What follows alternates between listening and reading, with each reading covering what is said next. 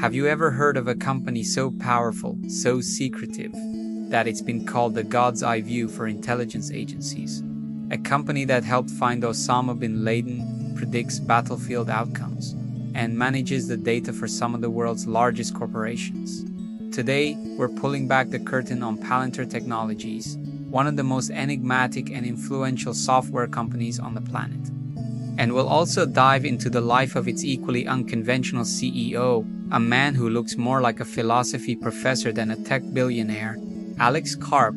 So, what exactly is Palantir? The name itself comes from J.R.R. Tolkien's The Lord of the Rings, referring to the all-seeing stones. And that's a pretty good metaphor. Palantir doesn't build hardware or consumer apps. Instead, it creates incredibly sophisticated software platforms that allow organizations to integrate and analyze vast, disparate datasets. Think of it as a super intelligent detective that can connect seemingly unrelated clues from phone records, financial transactions, satellite imagery, and informant reports to reveal hidden patterns and predict future events. The company was founded in 2003, born from the ashes of the September 11th attacks. The key insight was that various US intelligence agencies had pieces of the puzzle but lacked the ability to connect them. One of Palantir's co-founders was none other than Peter Thiel, the famous PayPal co-founder and early Facebook investor. He believed that technology could augment human intelligence, helping analysts make sense of overwhelming amounts of information without replacing their judgment. The CIA, through its venture capital arm in QTEL, became one of Palantir's earliest and most crucial backers. This early government work defined Palantir's trajectory. Its two main products are Gotham, designed for government and intelligence clients, and Foundry for the corporate world. Gotham was a tool that reportedly played a role in tracking down bin Laden. It's used by military forces, law enforcement, and intelligence agencies around the globe for counterterrorism, fraud detection, and even disaster response. Foundry, on the other hand, helps massive corporations like Airbus, BP, and Ferrari manage their complex supply chains, optimize manufacturing processes, and make better business decisions. It's the engine that helps a car company figure out exactly which microchip shortage will affect which production line weeks in advance. Palantir's rise wasn't without controversy. Its deep ties to government surveillance and law enforcement have raised serious privacy concerns. Critics worry about the potential for a surveillance state where personal data is used without oversight. The company has worked with Immigration and Customs Enforcement (ICE) in the US, sparking protests from its own employees and the public. Palantir's defense has always been that it provides tools for democratically elected governments to operate within the law, and that withdrawing from this work would make the world less safe. It's a complex ethical tightrope, and it's central to the Palantir story. But who is the man leading this controversial tech giant? You might expect a suit and tie corporate figure.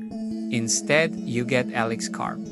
With his wild, curly hair, athletic build, and penchant for colorful ski jackets even in the office, Karp shatters the Silicon Valley CEO stereotype. He is, to put it mildly, an eccentric character, born in 1967 and raised in Philadelphia by parents who he described as hippies. Karp's path to tech was anything but direct. He wasn't a computer prodigy coding in his parents' garage. Instead, his passion was philosophy. He earned a bachelor's degree from Haverford College, a law degree from Stanford, and then went on to get a Ph.D. in neoclassical social theory from Goethe University in Frankfurt, Germany. He wrote his dissertation on aggression in human nature, a topic that seems strangely fitting for the CEO of a company involved in national security. While in Europe, Karp didn't just study. He also managed money, receiving an inheritance that he successfully invested in startups and stocks. This financial acumen caught the attention of his old Stanford Law School friend, Peter Thiel. When Thiel was putting together the founding team for Palantir, he needed someone to run the business side, someone who wasn't a typical engineer. He needed someone who could navigate complex ethical and social questions, and who had the intellectual horsepower to sell a radical new idea to skeptical government agencies. He called Alex Karp. Karp was an unusual choice, and he knew it. He's famously said he felt like a complete fraud in the early days, surrounded by brilliant Stanford engineers while he was a philosopher who barely knew how to use the products. But this outsider perspective became his greatest strength. He wasn't just selling software. He was selling a philosophy of how humans and machines could work together. He focused on building relationships, understanding the deep-seated problems of his clients, and translating the complex tech into solutions that generals and CEOs could understand. His leadership style is as unique as his background. He's known for his intense, Socratic questioning of employees, pushing them to defend their ideas from every angle. He's also a fitness fanatic, practicing Qigong and cross-country skiing, and often holds walking meetings. He claims this physical discipline is crucial for the mental endurance needed to run a company like Palantir. He remains deeply skeptical of Silicon Valley culture, choosing to move Palantir's headquarters from Palo Alto to Denver, Colorado, to escape what he calls the monoculture of the tech bubble. Karp is a billionaire, but he lives a relatively private and, by his own account, somewhat isolated life. He's unmarried, has no children, and has spoken about the personal sacrifices required to lead Palantir.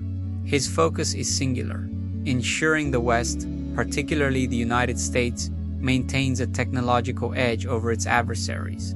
He is an outspoken patriot and a fierce critic of other tech companies that refuse to work with the US military while engaging with its geopolitical rivals. For Karp, this isn't just business, it's a mission. So, how did Palantir get so big? It started with a powerful idea backed by influential people and critical early funding. It solved a real, urgent problem for the most powerful client in the world, the US government then. It expertly adapted that technology for the commercial sector. The company thrived in the shadows for years, building a reputation for solving impossible problems before going public in 2020. And at the heart of it all is Alex Karp, the philosopher king of big data. A man who combined German critical theory with Wall Street savvy and a deep-seated belief in American exceptionalism to build one of the most consequential and controversial companies of the 21st century. The story of Palantir is the story of our time, a tale of technology, power, privacy, and the complex moral questions we face in a world saturated with data. What do you think about Palantir and its mission? Is it a necessary tool for security or a dangerous step towards a surveillance state? Let me know your thoughts in the comments below. Thanks for watching, and if you enjoyed this deep dive, don't forget to like, subscribe, and hit that notification bell for more stories about the companies and people shaping our world. See you next time.